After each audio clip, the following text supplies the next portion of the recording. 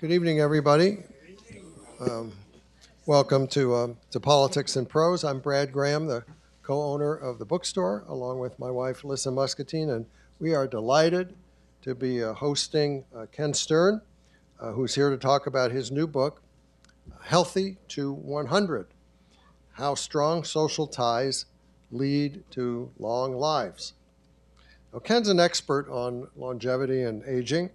He's founder and chair of the Longevity Project, which in conjunction with the Stanford Center on Longevity fosters research into and public discussion about the impact of longer lives on society.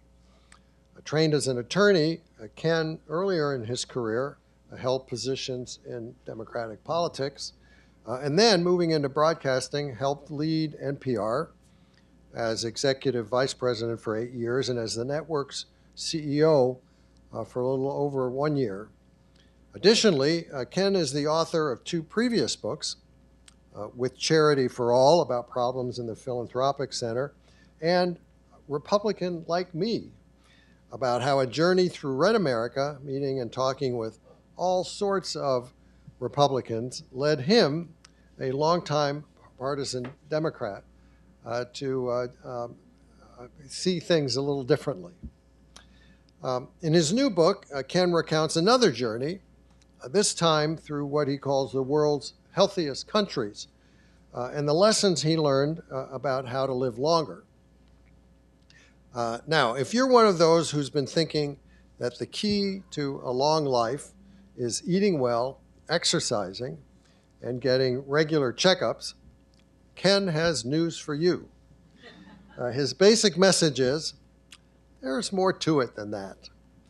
He cites lots of evidence showing that living longer depends not just on how people eat or exercise or care for their health, but most significantly on their connections to one another. The key to successful aging, the evidence indicates, is actually the nature of one's relationships, that is, one's social health. This is said to be especially important in the second half of life, when people are most vulnerable to losing their social networks and to increased loneliness. To explore this link between social connection and healthy aging, Ken traveled to 5 countries that have become world leaders in life expectancy: Singapore, Japan, South Korea, Italy, and Spain. There, he writes, the idea of living to 100 has become an increasingly common expectation.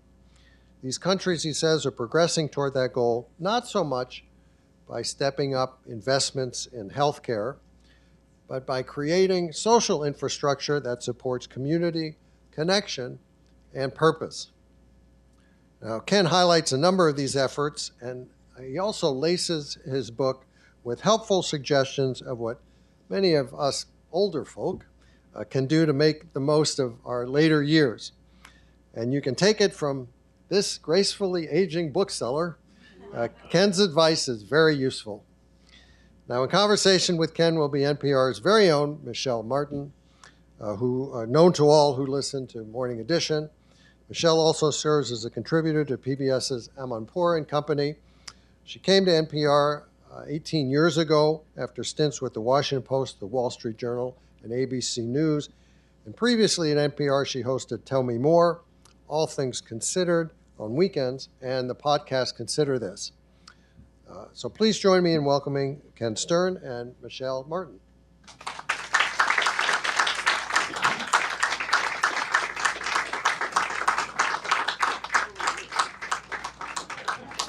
You made it.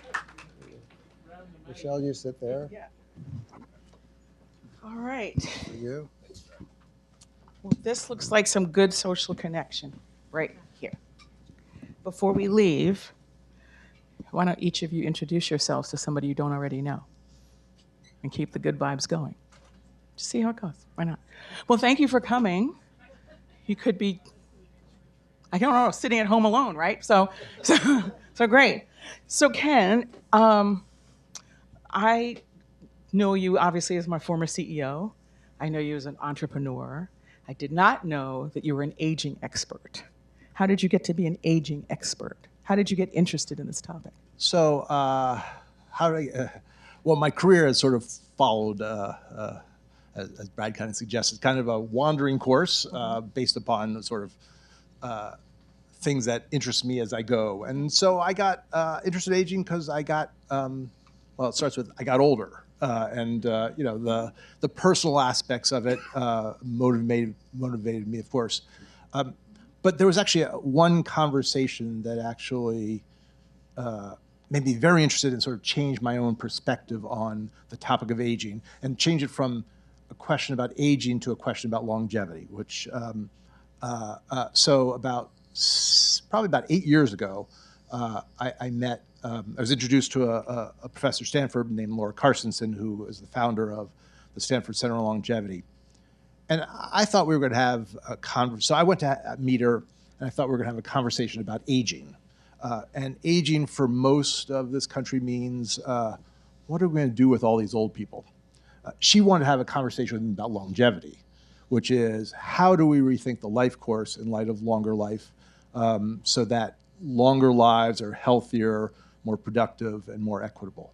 And that was a really different lens on the story, and it excited me. It excited me because it was just, I think, for me, it was one of those aha moments that opened up another way of thinking. And it was also really interesting for me as someone of a short attention span, because it turned aging into a question of like, how do you deal with sort of the healthcare problems of older people, into how do we reinvent life, beginning even before birth. So I could think about all the, my mind could wander between all the various aspects of the life course so that our lives are longer, healthier, and more productive. In fact, I'm not sure, having read the book, that longevity even really captures it for me, because it's not just about living longer. It's about having those years be fulfilling. It isn't just about like, okay, so like the first 20 years you're getting yourself educated. The second, 40 is about, working. Yeah. And then the rest of it is just all downhill from there. It's not just about the length of time. It's about what that time means. And I got to tell you, remember this conversation when you first approached me about this book, I told you, I kind of had a bias about it. And the bias was, wow, this is for like rich people who think they're really important, and we cannot do without them. Right. And did you find that was kind of a common thought that people had about, because what we tend to hear about in the longevity quest is rich people who spend a lot of money to not look old or feel old, or to just because they're super important and we can't do without them. I mean, sorry, come on, right? I think so. So I think that's actually so. The longevity, the word longevity, sort of gets divided into two camps. One is the camp you just described, which I think is sort of the fountain of youth group, right. The Brian Johnsons of the world, who essentially want to hack immortality and take transfusions from their children and live as, if not forever, as close to that as possible. And some attach electrodes to all kinds of things that shouldn't have electrodes attached to them. Yeah, if you know what I'm. I mean, really, and just so you know, it's he takes like 80 supplements a day. He spends his morning taking supplements. It's not a way to live. I mean, so I think for us in the other part of longevity, we really are thinking about the quality of life, a life of meaning and contribution. How do you rethink that for everyone, not just for the people who can afford it? So but that's cards on the table. A lot of times people approach these big questions because of some trauma or some existential crisis, or because they face death. That wasn't the case for you. This really is kind of a thought exercise. Well, we all face death, right? Well, we do, but we don't all it's think all about coming. it. Sorry, this is sort of for me, it began, as sort of a curiosity about my own aging process and the things I saw with my family, my parents, but eventually became a sort of much broader question, less about me and more about how, the way that the culture needs to change and to give more people more opportunity. And that was I wouldn't call it a thought exercise. It was a way to engage in social progress from a different angle. So Brad spoiler alert, Brad kind of gave you the headline, which is it's not about the tests. It's not about the pills. It's not about, all the things that we've been told it's about. It's really about the relationships. For a lot of people, that's going to be an aha moment. Did you have an aha moment? Or was it gradual? Or what was it? So I had a moment. Moments dawned slowly on me, but there was a place. I remember I worked for you. I'm still having moments from back then. One of the things, one of the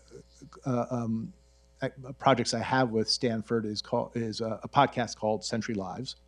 And it's kind of a documentary podcast. We do it in seasons, and each season has a theme.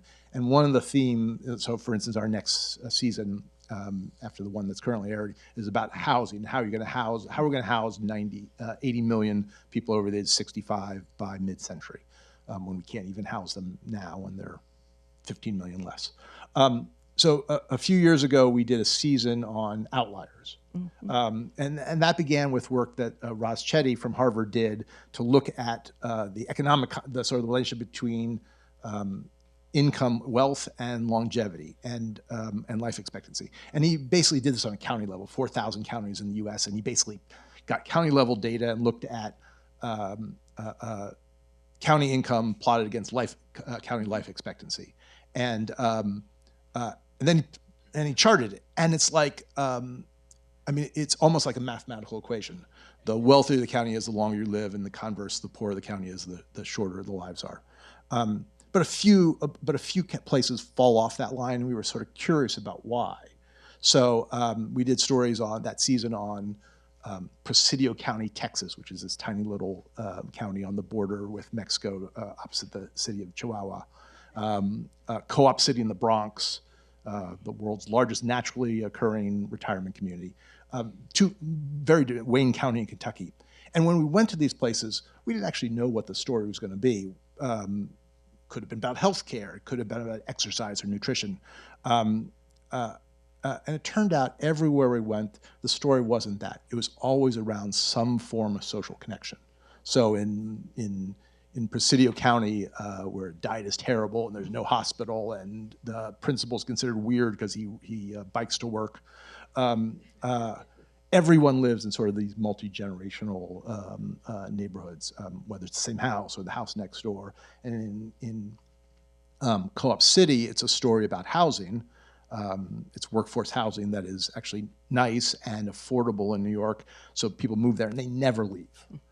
They pass it on to their children, sometimes legally, sometimes illegally, and that creates community, right? So people know each other, and from the very beginning, and sort of in this big transient city, you have sort of extraordinary community, and that's what creates sort of social connection that matters. So that was a story that came through, and that was kind of an aha moment for me.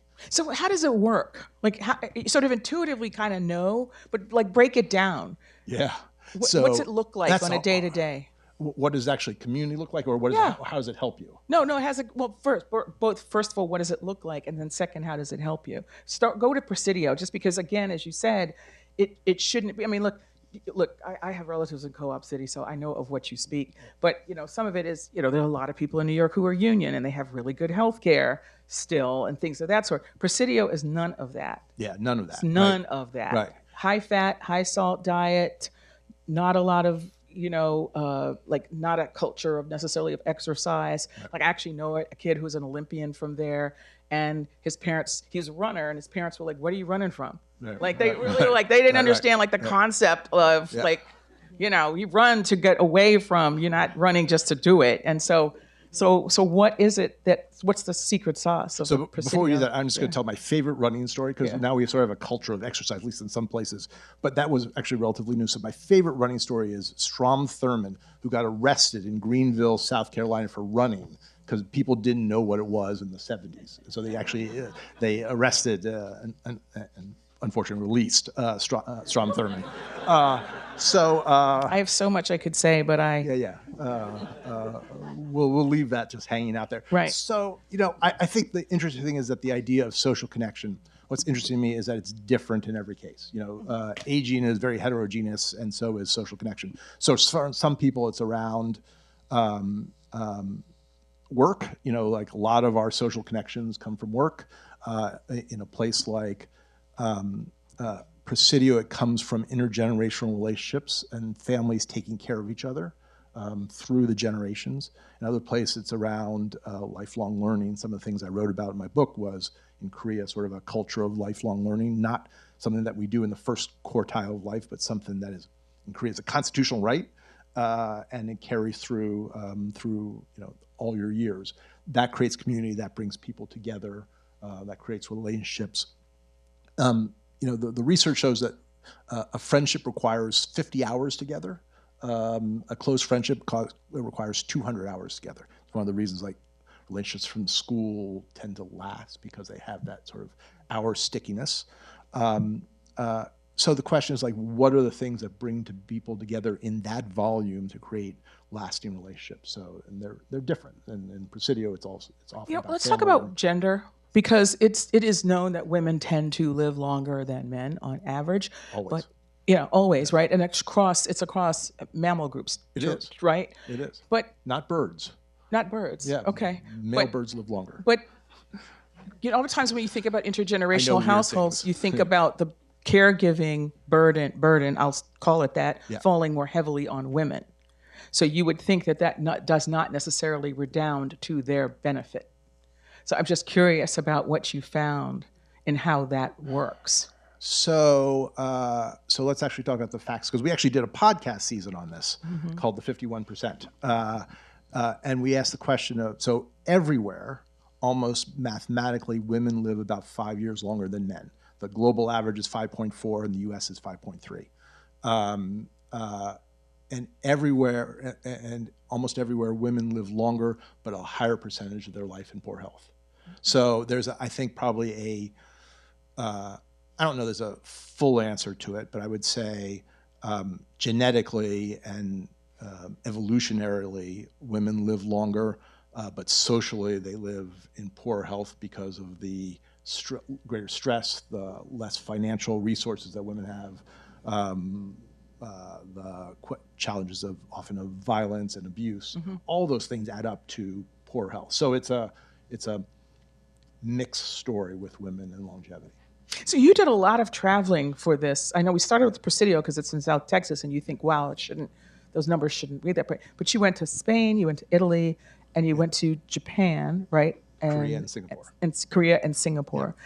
So we don't have time to kind of go through all of them, but just give us a survey of like how did your findings differ in each place? Like what was the takeaway from each place? And here's where I do want to mention, we would love to invite you into this conversation. There's a mic there. I don't want to turn it into a fitness contest, but we will maybe at around 22, we'll invite you into the conversation. We would like you to use the mic because, why do we want people to use the mic? Because we're taping. Oh, because we're taping. Yeah. There you go. Well, yeah. So if you would, that would be great. Yeah. And if you can't, if you don't want to, I can run up and jump. But anyway, so yeah, think about what you want to participate, how you want to join us. So what are some of the key takeaways from each place? I was really interested in Italy in part because, remember Italy and Spain were the first places that COVID hit, right? And it was, those early images were horrible. And just the, people in these tent ventilators, and it just seemed terrible. The lockdowns were really strict, but they came out of it faster than we did, and also seemingly in perhaps better social shape than we have. I don't know that the same social divisions that we're still seeing here are there. I mean, I think COVID has a long tail here that we're not even really acknowledging in terms of what it's done to our relationships, our ability to be human together. And so I don't know. What were some of the takeaways from each of these places? So I'll start with the general takeaways, things that sort of, the first I would say is, you start off, Michel, and sort of introducing that said that, and Brad said as well, it's a little surprising to people that social connection is a key to healthy aging. It's not a surprise in those places. And more importantly, they are either from a governmental level or a community level or just on a social level committed to the idea of something called what I call social health infrastructure. So every place there are efforts underway to make sure that in the second half of life there are opportunities for people to live purposeful, connected lives. It's not really on them. It's not their singular responsibility. There are opportunities, whether it's work or volunteering or an intergenerational relationship or lifelong learning. Those are things that are considered community responsibilities and undertaken, especially in places like Singapore, with sort of great enthusiasm and sort of extraordinary direction and resources. I did actually go to Bergamo in Italy, which you may remember was ground zero. It was like the first place it hit. And so I sat with the mayor and his sort of chief advisor and kind of relived that sort of horror of it together. And the interesting thing to me that surprised me, of course, they had a terrible number of deaths, mostly among older people.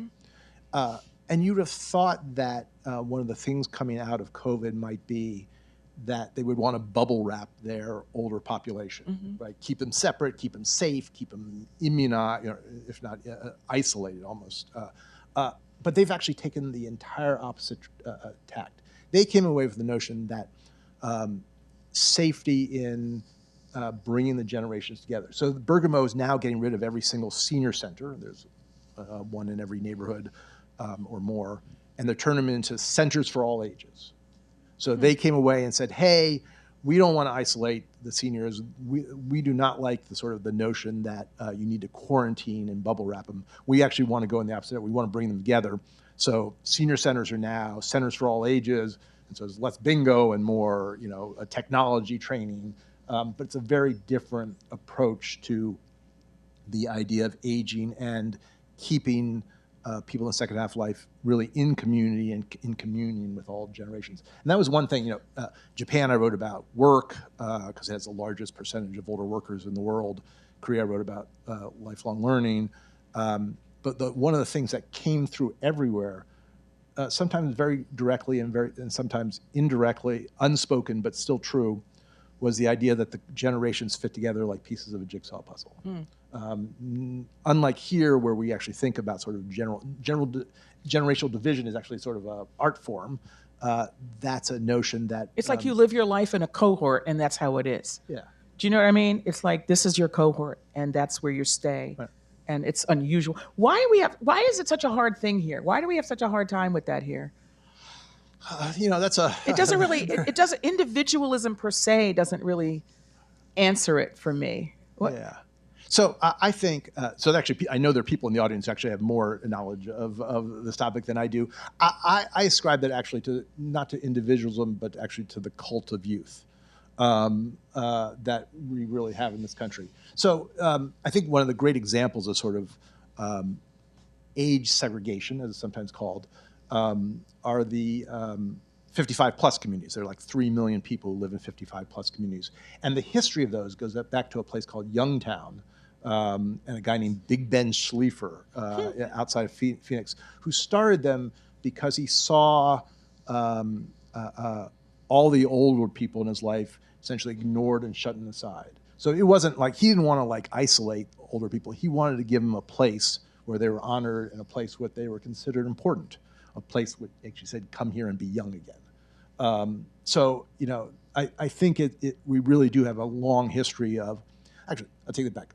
Until roughly the beginning of the 20th century, we didn't have it. We didn't divide the generations. Everyone lived together and worked together. A lot of people didn't know their own age.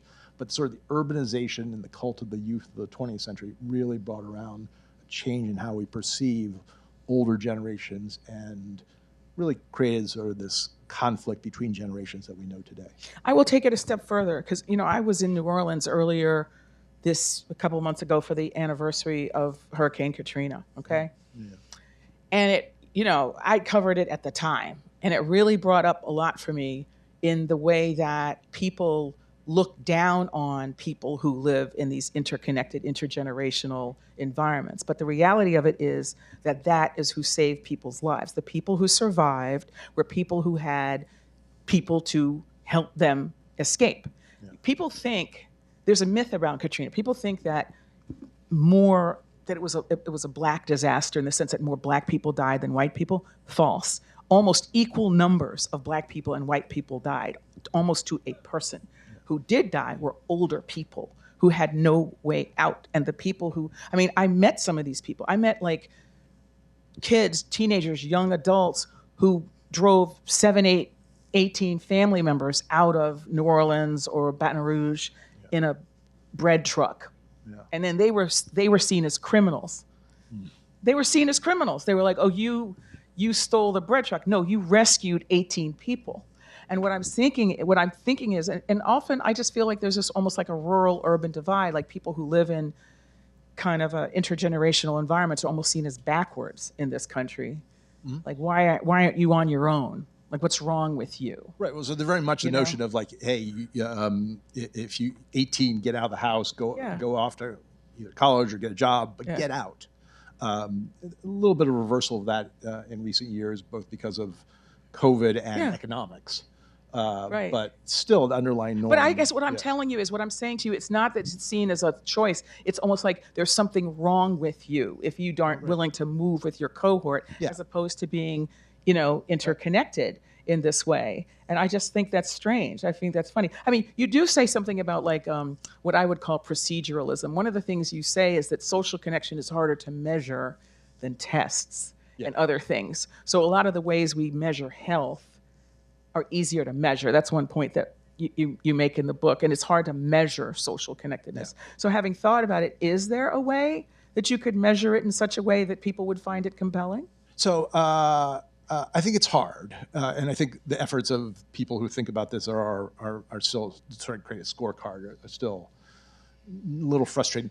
I will say, just because it's sort of news of the week that only people like me care about, there's actually new data coming out, and it's not directly responsive, but I want to talk about this because I get excited about this, that actually shows sort of the epidemiological effect of social connection in terms of resetting your aging clock. And that on the cell, you can actually see on the cellular level slower aging if you have social connection. But it's hard to know exactly what is social connection, what is the right level of social connection. There are things like the number of that researchers ask about, the number of people you can call on in an emergency, the number of close friends you have, the number of the hours you spend with friends as opposed to by yourself on your phone. Those are measures of social connection. But still, I think mostly you know it when you see it. Are there ways in which our different governments are organized that make it easier for governmental entities to be influential here? Because that's the other thing that I noticed, that these were all parliamentary systems. None of these were systems that are organized the way the United States is. And I just wondered if you had sort of thought about that. Because it just seems like anytime we talk about socializing anything, it's like drama, like I'm sorry, like I'm not okay. I had a conversation with a senator the other day. Maybe some of y'all heard it, and we were talking about healthcare, and he kept talking about free money. I'm like, free what? Free what? What's free? What's free? And I'm thinking, and I thought afterwards, because this is what happens when you have a live conversation. You always think in the moment. I'm thinking, you didn't pay to electrify your house, right? It wasn't just your personal problem. It was a communal experience, right? So why shouldn't health be a public good in the same way? I'm sorry, whatever, but we sort of, everything seems to be sort of, and I don't know, is there something about the way our government is organized that militates against thinking in terms of social good in the way that the government could be helpful? Not necessarily determinative, but at least helpful. What did you think about that? I think not. I think the challenge here is less about. So I think here, this is one of the places where politics is downstream of culture. There is before that we can expect our governments, if they're ever effective, to really work on this topic. I think we have to have sort of a change in cultural understanding of the importance of social connection and the ways to build it. I think nothing can happen until that happens. Like in Japan, where they've changed the rules around work, it began not with them trying to change the pension rules, because that never works. It began with the social understanding that work is good for you and the philosophy of what they call ikigai, the happiness coming from doing small things. That happened culturally, not Okay, but politically. we tried that here with welfare reform, and people resigned from the government because the idea was that being at home is isolating, so that women should work. It was women who should work, who can work, should work, but it was seen as punitive. It was seen as punitive and directed at certain people, but not other people. Like, basically, just to break it down, like, white middle class women are allowed to stay home. Poor Black and Latino women, they're supposed to go to work. And really, I mean, it was almost explicit. Yeah. You remember that? Well, So- I think there's a question of whether government can do big things anymore. But I think the challenge is the government doesn't think about this and social connection as a responsibility of government or something that has got value. So, like, I read the Maha report. I skimmed the Maha report, in which they quite rightly talked about, it was all about kids, not about older cohorts, as I'm tending to focus. But they talked about sort of the challenge of social connection, the overuse of phones. They identified a problem. But when it came to the recommendations, 120 recommendations, there was one on that topic. Because I don't think they know what to do. There was one on that topic and one on sunscreen, so that was sort of equal weighting in the two. And the challenge was, I think the challenge there is they don't know what to do. They don't really know how to address it. Or is it that some actors actually thrive on social division, so therefore it's not in their interest? Could it be that? Could be, right? I mean, bringing people together is not a high priority of a lot of people in politics. Let's sort of say that. Everyone can understand what that means, right? So it's about 20 of. Does anybody want to jump into the conversation? There's a mic here. We would love for you to come up here, if you don't mind. Don't be shy. If you are shy, I can meet you. Bring the mic down there, but go ahead. My question's a bit out of the mainstream, but All right. Sounds exciting. yeah, it may resonate with a few folks here. I would like to develop my social connectedness further, but I've got a handicap. All my family and all the friends I made before I was 32 years old are in the UK, and the social attitude outlook of people in the UK is significantly different from that in the US. And I found that a barrier to me making more social connections here in the States. Would you have any suggestions about how I might approach that challenge a bit more effectively than I've been able to Say so more, far? because I don't know about the UK social scene. Say more about why it's different. Like, what have you noticed? Well, you mentioned the role of government in social services. We're very much we're an environment where actually caring for other people through health service provision, high level rate of volunteer work, really valuing social services and helping each other are a very important part of the community. America is more individualistic, is my impression. There's much less drive here for health service for all. There's half the volunteer effort in America that there is in the UK. It's about 20% here. It's 40% in the UK. So we really are much more enthusiastic about voluntarism for all sorts of social and environmental issues. I don't feel and see much of that over here. So I sometimes feel a little out of step. That's fascinating to me because I'm going back to my Katrina experience. One of the things that I found so fascinating was how much of the rescue effort was volunteer.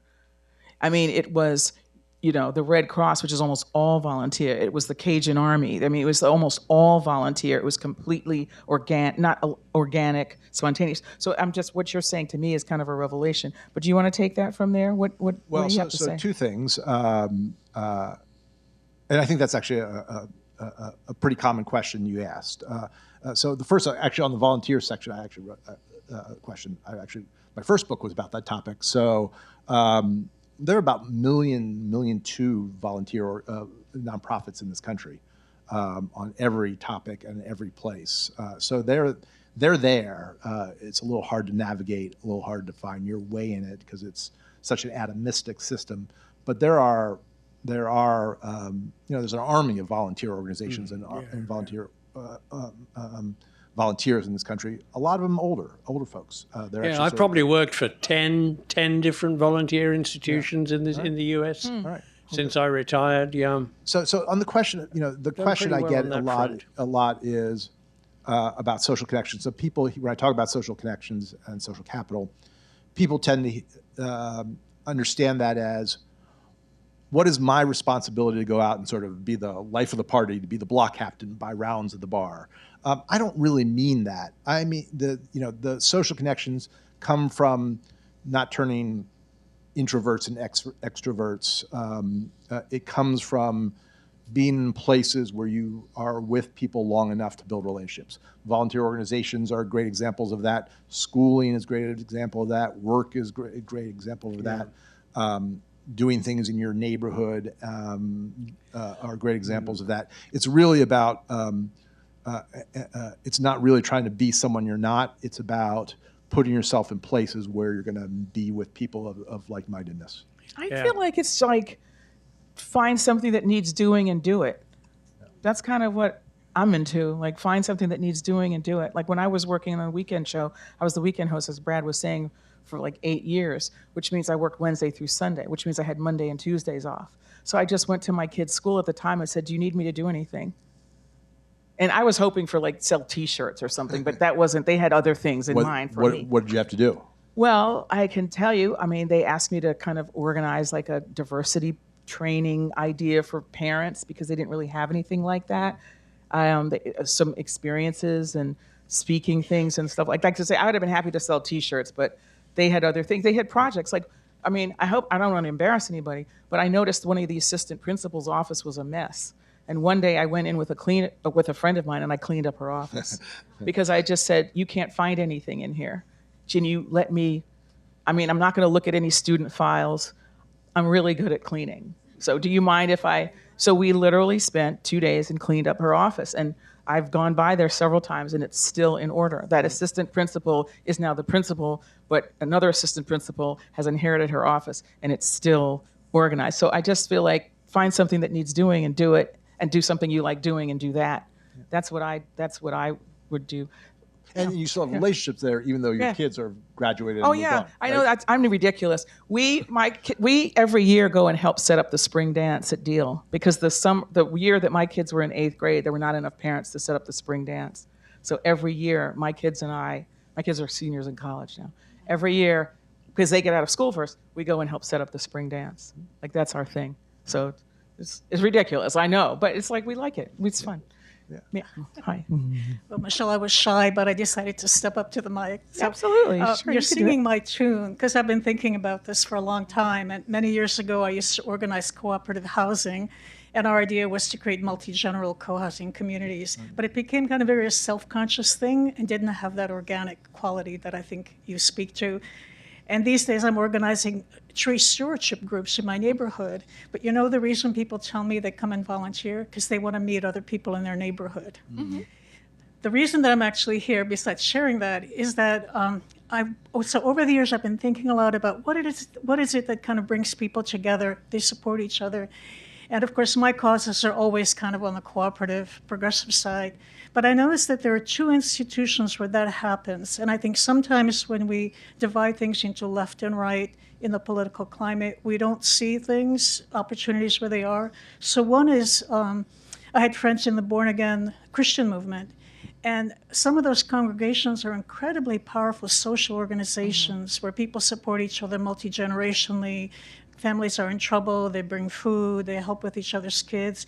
Very kind of socially connected, almost socialist-sounding connections. And then in the military, where there's a lot of kind of community networks and social support between spouses and veterans. So what are your thoughts about kind of disaggregating this left and right approach to cooperative social connections and support networks? So I think one of the challenges we face, it's an interesting set of questions. I'm not sure I'm the it actually sort of brings together my last two books together, and I have to think about it. I mean, I think you have to go back and understand sort of our loneliness crisis comes it comes from changes in our environment that divide people. So a lot of the institutions that brought people together, often across cultural and political lines, have disappeared as important. So religious organizations played that role, unions played that role, PTA played that role. There were all sorts of organizations, Elks and sewing circles, all these organizations that historically have brought people together without regard to political affiliation are in decline. And that's one of the challenges we have. I mean, a loneliness crisis is a product of the decline of social capital. And what's replaced it often is people being angry about politics. So I think the challenge is, how do we create organizations like your own that bring people together? The challenge we now have face is, like, we've actually physically divided along political lines. It's called the big sort. So, like, people live, my 93% Democratic ward in Mount Pleasant. It's actually hard to bring people together across political lines because they're not physically together. And I think that's one of the real hard nuts we have to crack in these days, because that is the source of friction and dislike. Somebody else? Is there somebody back there? Yeah. Hello, Ken? Mr. Wofford. So this is sort of an obvious question, but I'm just curious how you think about social media and tech.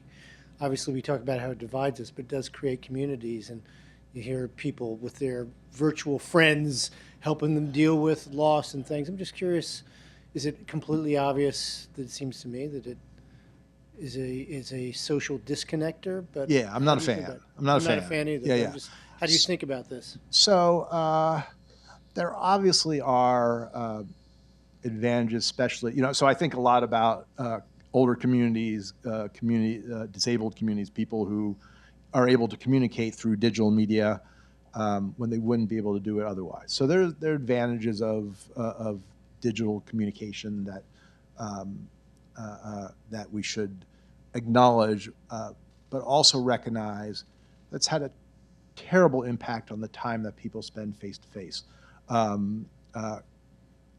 Generations of my son's generation, he's almost 18, spends an hour a day less with friends than my generation does. I mean, that's a huge sort of sea change that happened in a period of years that has direct consequences for alienation, loneliness, that we see in all cohorts. It's the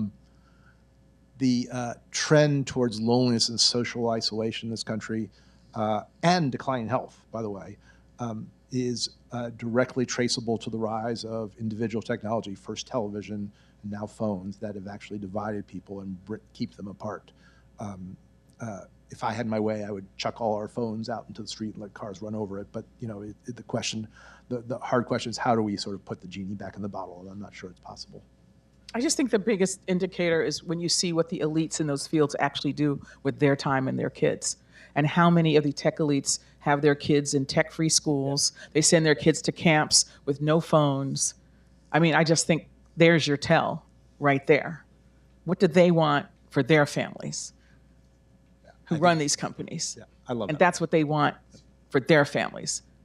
I think that's your tell right there. I mean, obviously it does play roles. I mean, I think a lot about extreme heat and how isolating that is. Climate change is an isolating factor. It's an accelerator, because it's extreme heat. You can't go out. It's extreme, more heat really than cold, or extreme weather is another isolating factor. I mean, if you think about it, like, remember when it was like we had those stretches of 100 days, if you're medically fragile, you can't be out in that.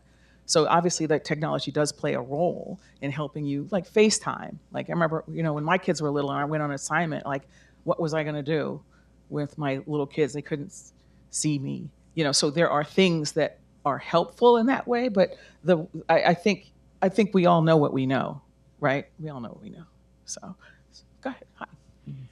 I had a quick question about what we were talking about earlier regarding the intersection of government and health. So it seems to me that all the data seems to support that there's no reason why we can't achieve universal health care. The majority of Americans support it. I believe we are the only OECD country that does not have universal health care. It seems like the only thing that would prevent it is the influence of money in politics, how much money, how much profit capitalistic corporations obtain from not having universal health care. So with that in mind, I was wondering what role, if any, do you think capitalism has on public health? That's not a small question. I'm going to answer that by avoiding that specific question, because of course all the countries I went to are capitalist countries, right? I mean, they may have certain socialized elements to it, but Singapore is about as capitalistic. You know, they talk about the 5 C's there: credit cards, country clubs.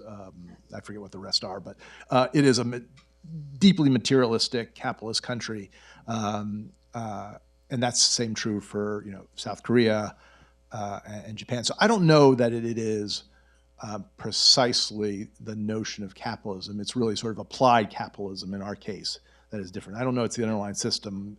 It is how we've chosen to apply it in this case. I'll make one other point, which is sort of off topic, but I think it's really important that we don't just think of health and longevity as being a function of access to healthcare. Obviously, access to healthcare matters, but the American life expectancy disparity is not a function of healthcare. Health takes place outside the doctor's office mostly, and you can tell that because we obviously have a very unequal system where the wealthy get access to great healthcare, the poor don't. But we have the same life expectancy disparity exists whether you're poor, middle-aged, or rich in this country if you compare it to other countries.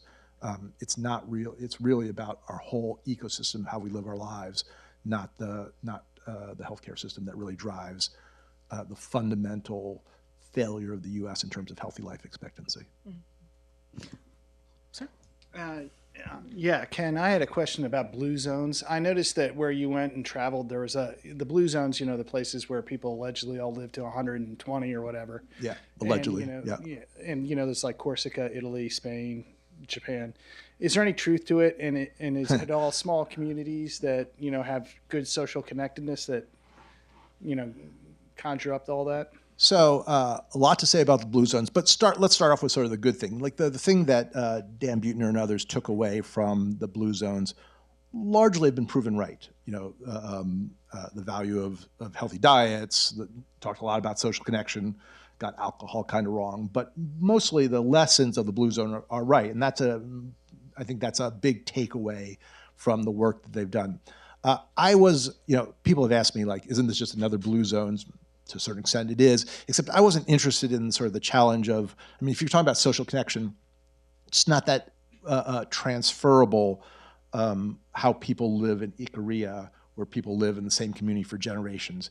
It's just not transferable to our, to our lives in highly urbanized, highly mobile, largely atomistic societies.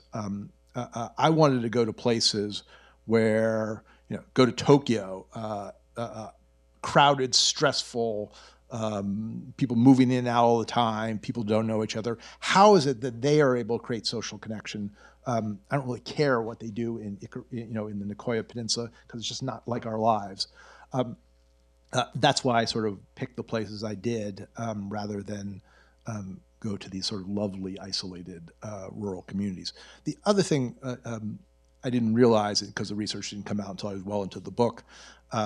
There's, of course, a researcher at Oxford named Saul Newman went back and looked at all the underlying data of these places and sort of came away with the notion like the reason people live in Okinawa to 100 is because they make it up. Mostly because of pension fraud. And it makes sense, I mentioned Raz Chetty's research on sort of the relationship between income and health and life expectancy, and that's generally true around the world. these places are not, which are generally poor, often have high obesity rates. They're not exceptions to the rules, probably. I think this is our last question. Yeah. Right. Yeah. Hello. Hi, Ken. Great. I'm so glad that you wrote this book. And I, as somebody with Generations United, I really support so many of the messages that you're sharing. Yeah. We also know a lot of people who've kind of following on this question, who've written books like How to Live Forever, Successful Aging, The Longevity Revolution, all of that. And it takes a lot of work to write a book. So what was your hope or the nugget or the unique contribution that you really want people to take away from this book? Oh, that's a great sort of final summary question. So thank you, Donna. And let me just sort of plug your work at Generations United, which is, I think, sort of the organization in this country, one of two organizations that I know of, that are really trying to foster understanding of the power of bringing generations together. Sort of un-American-like these days, but deeply needed work and important work. So I think two things, I would say, one on a social level, one on an individual level. The social level I've talked a lot about is the importance of social health infrastructure and the ability of society to build that, to give people the opportunity in the second half of life to really connect. I mean, we have a way of isolating seniors or people over the age of 50. We have a culture that talks about the decline narrative, not all the things that people can do and contribute. When in fact, when in their 50s, 60s, 70s, 80s, and 90s. Jane Goodall died at 91 last week. She was out there doing things every day till the last day. The second thing I think is more on the individual level, and I'll tell a story which is actually a framing device of the book, which is called Table 23. I'm a little nervous about telling it because some of the people at Table 23 are here today, actually, so they might correct my recollection, but they don't have a microphone. So this is actually a Table 23 is a device I used in the book to sort of structure each of the chapters. And it was actually, I went off to Asia for a month or 2 months, and then I came back to sort of remind my family that I'm still alive for a couple of weeks. Then I went off to Europe for a similar length of time. And in that little 2-week window, there was a close friends of ours who aren't here tonight. I'm happy about that. Had their daughter and now son-in-law had a wedding, and we went, and it was a lovely, lovely wedding. And as you do, you see friends, and then you go to the table where it has your little card. And I picked it up, and Beth and I were at Table 23. So we went to the table. Turns out there were 23, and we sat down, and we knew a couple of the people there, but not all of them. The thing that it turned out pretty quickly, it was pretty obvious, the reason we were all together is because we were the same age. So it's sort of an interesting thing. It happens at every wedding, but we were there because we were all kind of the olds. We were in our 60s. And we were Table 23. There were 23 tables, and there were room for 22 on the main level. And 2023 was sort of down a step, just a little step. But it sort of, to me, it sort of signified like, yeah, these guys, they've had their moments. Now they're time to sort of wrap it up. And the conversation at the table, it was interesting because it was not a sort of typical Washington conversation. It wasn't, the table heroes weren't the people with the big government jobs. They were the people who had just retired. And that's what we talked about. We talked about what they were doing in retirement. And to me, it was sort of, there was an interesting contrast. So like the other 22 tables and the speeches were all about all the great things people were going to do for the next 20 years. They were getting married, they were having kids, jobs, promotion, homes, vacations, all these great ambitions they had. And our table was about winding down, reading books during the day. That was one of the things. The mother of the bride's law school roommate's husband was talking about the things he was cooking that he hadn't been able to cook for when he was working. And it was, and I kept thinking to myself, like, I want to be at those other tables. Not because of you guys.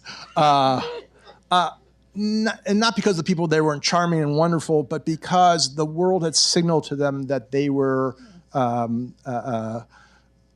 wrapping it up. That's right. They were yesterday's news, and I was, the idea that all those people have chances for 20 or 25, or if you just do the, or even more years of meaning and service and value, but something was signaling to them that that wasn't the way it should be. And the lesson, I think the lesson that I took away from these other countries, and I hope to share, is that that's not the way it needs to be or should be, or frankly we can afford to be. That there are a lot of good things that happen culturally and individually if we rethink the second half of life to be as important and as meaningful and as significant as the first. And that's the, So, she stole my last question, because that's normally my last question, which is, what do you, what's the takeaway? So I'm going to actually say, give us some homework. What should we, give us homework. Oh, well. What should we do? What should we do to start that? I mean, buy the books, share it with friends.